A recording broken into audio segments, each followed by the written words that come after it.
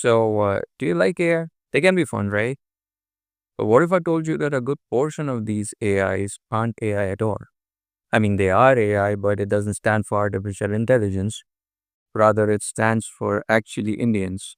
Even as we speak, there's at least 2.3 million Indians from different parts of India, and 60% of these people come from small towns, pose as AI online, and sometimes they even pose as chatbots replying to your queries. And India is considered to be the largest AI labor market. Now, what the hell is AI labor market? AI labor market basically is a bunch of Indians who act and pose as AI bots online.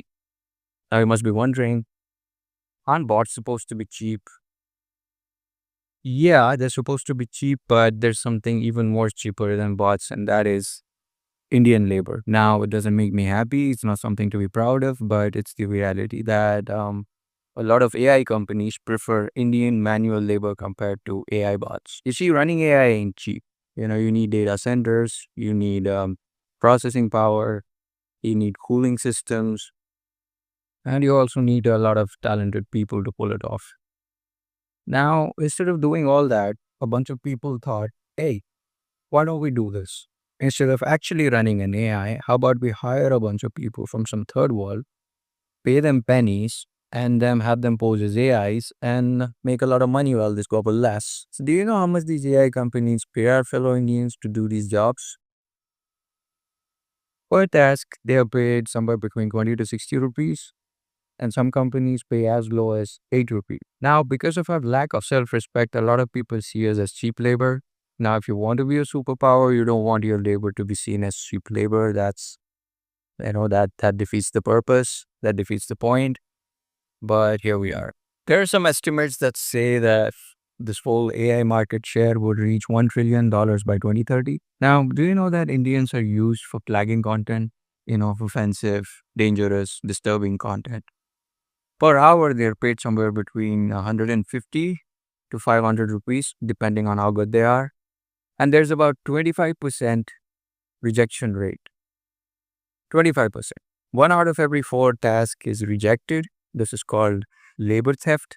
And on average, each Indian does somewhere between 200 to 500 tasks a day. Now, per task, they get paid somewhere between 20 to 60 rupees ideally. But a lot of times, it's very cheap. It's about 10 rupees, 15 rupees. The whole goal of these companies is the exploitation of Indian cheap labor. All those people who are used for blagging content, dangerous, disturbing content. 45% of these people report some kind of mental stress. And among these, 30% of the people say that they feel anxiety or they have depression. Now, if you're watching disturbing stuff all day long for hours, obviously it's going to take a toll on your psyche. Now, why do you think they come to India? Why do you think they pick India? First is the unemployment, the rampant unemployment prevalent in the country. Some shameless people will tell you that it's their fault. Well, it's not their fault. Manpower is such an important resource. Ask people, ask countries that lack in this resource the importance of manpower. And because of that, this has become a ghar ki murgi dal barabar kind of a scene where we just don't value our workforce and we treat them like shit. Not just that, when other countries, companies from other countries treat us like shit, we accept it because that's the norm. That's what we've been fed all these years. Now, the reason why these people come to India is if they were to pull off a similar stunt overseas, it would cost them 12 to 15 times more. Labor from no other country is willing to do what Indians are willing to do. Do you like to interact with chatbots? And do you know that 37% of these chatbots are not actually bots, but Indians? Now, 37% is very conservative in my opinion. Some studies say it's as high as 50%. I think it's even higher than that. In the AI market, India is now considered the data sweatshop. You know how much the per capita income of India is? That is how much an average Indian earns every year. It's about $2,700. And if we take that into consideration, our condition is even worse. You want to make an AI? Why bother? Why invest millions and billions of dollars into this ecosystem which is monopolized as hell? Instead of doing that, you can pose as an AI company and outsource all of your AI tasks to Indian cheap labor. And in all these data sweatshops, you're supposed to maintain 90 to 95% accuracy. Anything below that, you get rejected. And as I said, about 25% of the work gets no pay. They just say, well, the quality isn't good enough and they just scrap it. It is one-fourth of the tasks get rejected, citing poor quality. Do you know that most of the AI around the world is trained by Indians? Every chatbot response, every image recognition, every voice command is trained by a human being.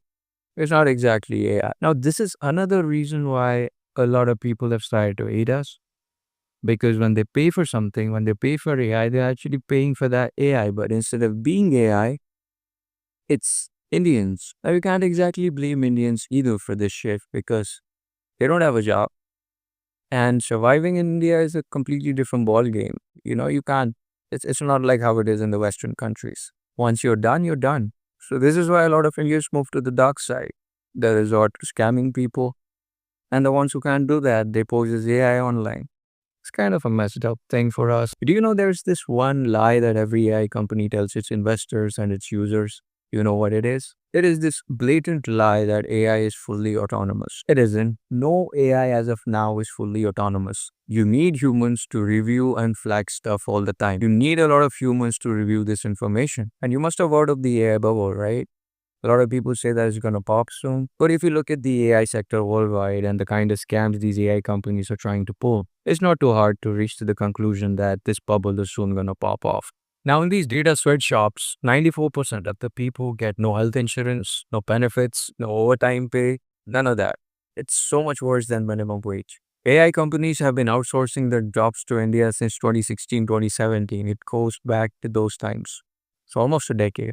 And by doing that, they've saved billions of dollars. Have you noticed that lately Americans have started to hate aliens? They're saying that we're stealing their jobs. So recently, Trump reversed this H-1B visa policy. You know that, right? He didn't do it because he suddenly had a change of heart and now he loves us.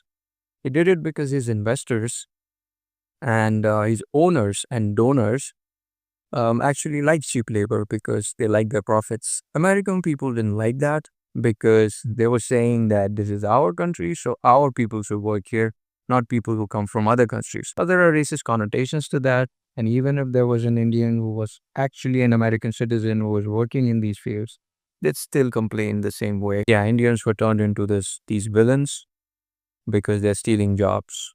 But the interesting thing to note is none of these Americans bitch about these AI companies who do these things. Now, if you pay somebody to do something, they do it, right? You would do it.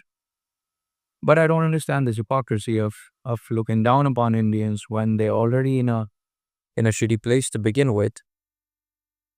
They're just trying to survive, man. They're just trying to survive. To make their profits, they outsource their jobs to other countries, and then they import cheap labor from other countries to their country. Who exactly is the villain here?